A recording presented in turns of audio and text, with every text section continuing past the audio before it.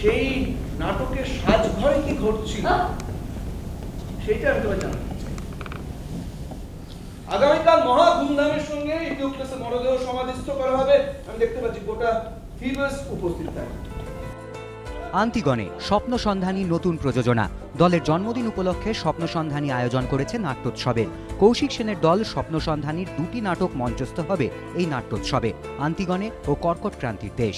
মঞ্চস্থ হবে সুমন মুখোপাধ্যায়ের পরিচালনায় বিসর্জন ও বিপ্লব বন্দ্যোপাধ্যায়ের পরিচালনায় টিপুর স্বপ্ন নাটক দুটিও। আপাতত চলছে নাট্যোৎসবের মহড়া।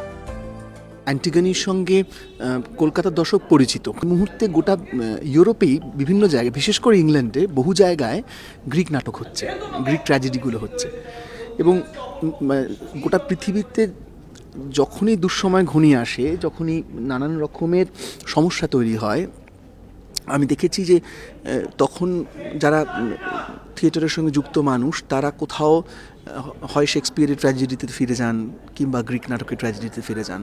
ফেস্টিভ্যাল যেহেতু আমাদের জন্মদিন, সেজন্য নাটক ফেস্টিভ্যালটা শুরু হচ্ছে 26 তারিখ থেকে, 26শে মে থেকে 26, 27, 28, 29 4 দিন হবে আর কি। দুটো নাটক স্বপ্ন সন্ধানীর হচ্ছে, স্বপ্ন সন্ধানীর কর্কট ক্রান্তির দেশ এবং তার সাথে শ্যামল সেন স্মৃতিসম্মান। আমার এখানে পাঠ করার কথাই ছিল না। আমি প্রথমে খুব আশাহত হয়ে গেছিলাম, আমার কোনো বয়সী চরিত্র নেই।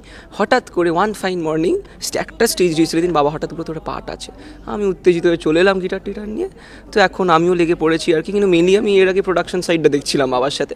তো এখন সেটা থেকে বেরিয়ে এখন অভিনয়টাও চলছে আর কি। 26শে মে থেকে 29শে মে পর্যন্ত চলবে এই উৎসব। পুরুষোত্তম পণ্ডিত, এবিপি আনন্দ, কলকাতা।